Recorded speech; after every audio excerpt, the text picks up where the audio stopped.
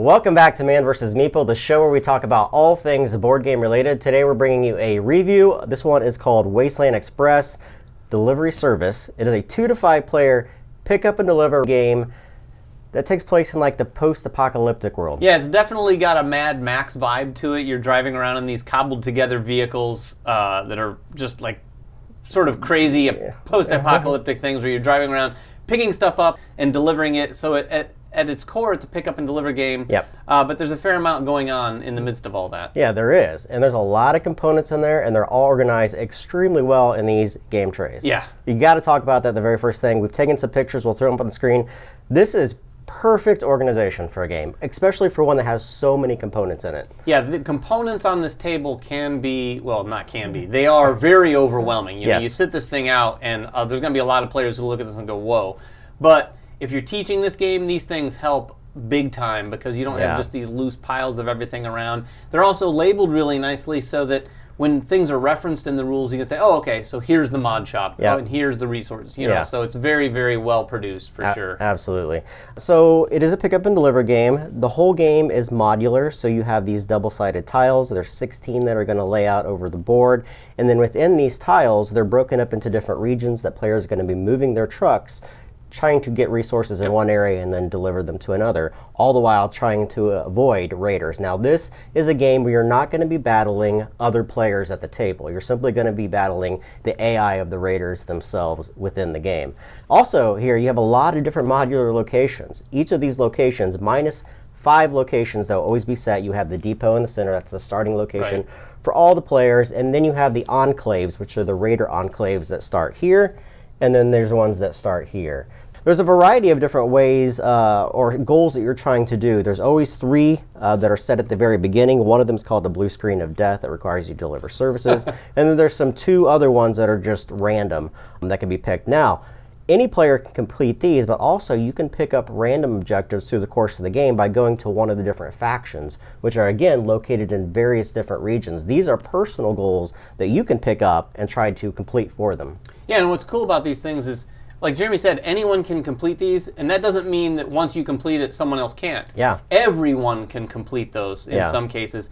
And then along with your private objectives, that's another way to trigger the end of the game is once you've basically, with the number... 3 total ones. 3 total objectives combined between the 2, and that also triggers the end game. Yep. To mark that, each of these locations has a number of stamps on them. When you complete the objective, you take one of your markers and you simply put it on there to denote that you have completed it. Now you'll notice I'll have 4 markers. One of them is an X on them. Whenever you deliver resources to a particular town, you mark that location stating that you can't go back to that town unless you've delivered somewhere else. Right, it's a little mechanism so you can't just go back bounce back and forth. You have to get around the map for sure. Each player is going to start with a very unique truck. That truck will also give them a variable player power. For instance, I'm using a lady here that lets me start with armor and a machine gun.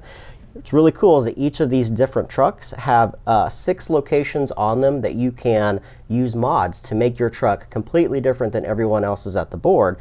And you're going to start with some different things depending on who you're playing with. There's even a resource that allows you to hold more through the course of the game, which is what your player starts with. Yeah, you can put a trailer on the back. So basically you're going to be filling up with these tiles. And like Jeremy said, you can kind of shape the way you want to play the game this way. If you want to go after the raider enclaves, you could really beef up on your attack values, putting some guns and more weaponry on your truck.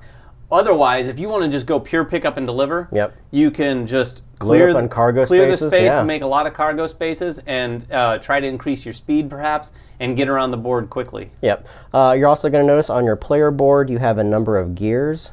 These gears will mark your actions on your turn. During your turn, basically how turn works is you're going to be using one of those gears to take a number of different actions, and you're going to go around the table until all players have used all 5 of their gears, one at a time. Right. To start a round, though, you're actually going to draw an event. The very first event in the game, nothing happens. However, through the course of the game, once players have used all 5 of their things, you're going to pass the first player marker, and that new first player is going to draw an event, which is a global event that will affect everybody at the game table. Right. So let's talk about how the actual game works. We're not going to get into all the different components because there's so many of them. Right. But we are going to tell you basically how the game works. So the structure's pretty simple. Yeah, it's very simple. You take one of your gears and you decide what you want to do with it.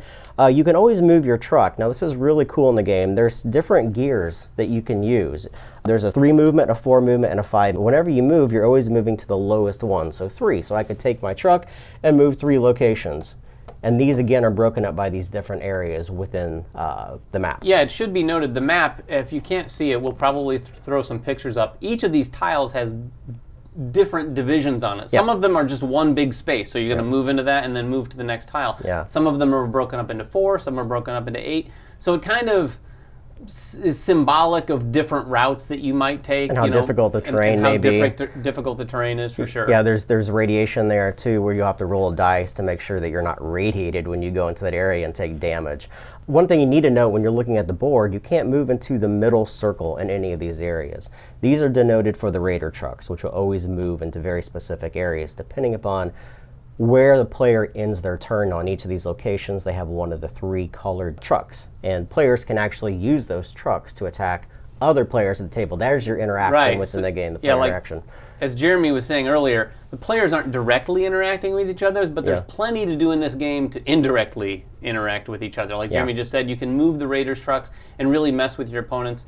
And like he said, the Raiders are in the middle of those tiles, so that represents their presence in the entire tile. So if someone ends up on that tile anywhere and there's a Raider truck in the middle, there's going to be some action. That's right. Getting back to movement, when you move that many spaces. Now, the player has the decision at that point what they want to do depending upon where they've landed. They can simply stop their turn there and keep their movement on, or keep their gear on that movement track, meaning that on the following turn when it gets back to them, they can go to the next space, which allows them to move 4 then. Yeah. It's kind of momentum is what they're calling it in the game. I think this is a really, really cool aspect of this game because very thematically, if you make that first movement and then you stop, you're not going to be moving as fast. So the next movement you make is going to be back to 3. Yeah. But if you want to and you're trying to get from this side of the board all the way to the other corner, you might just move 3, move 4, and before you know it, you've made quite a bit of a distance between where you started and where you end up. Now, the player also has the option, instead of just stopping their movement there and going faster on the next turn, of sliding this into one of the different compartments within there. Now, one of the compartments is combat. Combat, again, is always going to be against the Raider enclaves, which are on the sides of the board and to the edges, or against one of the Raider trucks. And combat is very simple in this game. You're going to flip one of the Raider enclave cards or one of the Raider truck cards, depending upon who you're fighting. Those have values on them, or how many hits they will do to you. And you're always going to roll 2 dice, no matter what. Now, there's ways to mitigate your dice. You have missiles and guns, and even targeting that allows you to roll additional dice. And you're going to compare whatever you've rolled on your dice to whatever that card may say. If it's equal to or higher, you've defeated that person. And then you have the option of pillaging them. And that allows you to gain those resources. Now, notice these trucks carry goods. But also when you go to enclaves, those cards will have resources that you can actually claim from those enclaves. And what's cool, as you can see with pillage and some of the other things that you can do on your turn, once you do those, you can't do those again for the round. So the pillage is only one space and it's large enough for one of your gears. So once you've done that, you can't go into combat again and do it again. So again, the game has a lot of things built into it so that you can't just abuse the same thing over and over. You kind of have to spread out your actions in terms of everything that you're doing. And then come back to that. Yeah, and not only do you only allow to pillage once, but you have to make sure on your truck you have the cargo beds in order to hold those, because some of the cargo beds will hold your resources, which are your food and your water, and some of them will hold your munitions, which are your weapons. So you have to make sure you have those locations. If you don't, those resources just simply get wasted to the wind, and you can't utilize them. You also have the option of buying more stuff in the game. You're going to need more cargo beds. You're going to need more weapons. You're going to need rad shields to be able to go through particular areas within the game. And that's the purchase. And again, once you've done your movement, you can slide it over to purchase. But again, you have to be in one of these locations that allows you to buy those things from the mod shop. There's locations that allow you to buy mod shop ones, then there's locations that allow you to buy temporary goods, which are one-time use items that will go onto your truck, be used, and then you're going to have to replenish them later. Right, and in addition to purchasing things like that, the meat of the game is picking things up and delivering them. Yep. So to pick things up, you're going to use the outpost action, and you have 2 of those per round. So you can use that twice. Again, you're going to go to any of these locations, and some of them will have additional tiles on them that show a resource that they currently have and the price of it. Yep. Once you interact with that, you can buy as much of that resource as you can. Yes. You have to have the money, and you have to have the space. That's right. But you can buy that, load it up, and then what's cool is then that affects the economy of that resource. That tile goes away and it gets replaced. So that location is now not the here's water for $3 location. It might be here's food for $2 location. Yeah. So you're going to do that to pick goods up, and then finally you can deliver. Yeah, one of the cool things about delivery too is that the economy of the game is built into a market. Over here is the market board, and what it holds is the values of each of those 3 different basic commodities, and they all start at a very particular number. So your food starts at 2, your water starts at 3, and your munition starts at 4. But this value changes depending upon how many areas want to have that particular good. So as you deliver goods to these areas, that commodity and stock is going to go up and down, meaning the values that you're getting for them is going to change constantly through the course of the game. Right. Yet one more aspect that really forces you to do a variety of things instead of just abusing water or abusing goods. Right. One of the other things you can also do is take a bonus action. A bonus action is usually taken through one of the quests that you've got. There's quests that allow you to get specific actions through the course of the game, and there's also allies that you can get. Yeah. Allies, you're allowed to have 1 free ally on your truck. Again, it's a card. It allows you to either buy something for cheaper or carry another good or to do something special within battle. But you can get holds that will allow you to hold more allies through the course of the game. Yeah, those are really beneficial too. I mean, depending on what kind of strategy you're using, you might get a couple allies that have really good synergy of you can buy a certain good for less and then maybe sell that same good with another ally for a little bit more. Yeah. So then that is the kind of thing that's going to focus you in on the way you're going to get towards the end of the game. And remember, this is all about racing to the end. So you want to make sure that all the actions you take give you the best possible bang for your bucks. You're going to be using each of these actions in order to do something and to gain something, all the while trying to complete these 3 quests, whether they're the public quests or the quests that you gain from different locations and different factions upon the board. So that's basically Wasteland Express. Now, there's a lot of different nuances, a lot of things that you're going to be doing within the game as well. Constantly battling raider trucks as people push them into you and the enclaves around in order to gain resources. So what are your thoughts? I actually like this game. You and I both are not huge fans of pick up and deliver. I have never been. They've been the kind of game that has appealed to me on paper sometimes, but then in practice, it doesn't. Interestingly enough, I thought when I approached this, okay, it's pick up and deliver, and it's massive and seems very complex. It's less complex than it appears. Yes. Now I'm saying that having not been the one that read the rules, so Jeremy did that. Yeah. But after learning it, it's not as complex, and I actually found myself enjoying this pick up and deliver more than I do other pick up and deliver games, and I think it largely had to do with the theme. Okay. Like, I liked this idea. I mean, it rings a lot of bells of video games and other properties and movies that I like in terms of picking up these interesting and mundane resources, but they're the things for survival in this setting, and then getting them to other locations. I like a lot of the mechanisms that it has to force you to vary up what you're doing. Yeah. Like, it has some really smart and thematic moments where as you were teaching, I'm like, oh, that's cool. The speed thing, that's really neat. The fact that things change and the values change, like, it has a really good economy system, I thought. So that's what I liked about the game. I'll go into what I don't like first. You start. I have a couple cons, but go ahead. Number one, it bears no opinion about the gameplay itself. The game works perfectly fine. I'm not a big pick up and deliver guy, and I'm definitely not a gamer who likes racing anyone else to the end. Don't like that. No, I like my worker placement games. I like my engine building games. I like those things. I felt like everything in this game took a little bit too long to do. For instance, you'd be spending an entire round or all 5 of your actions just to move across the board to get one set of resources, possibly, or you could roll poorly. There's not a whole lot of mitigation in the game for these unless you're getting money, and then spending heavily in these locations in order to upgrade your truck. If you don't do that, you're going to be having some issues with the raiders, especially if people are constantly pushing them into you.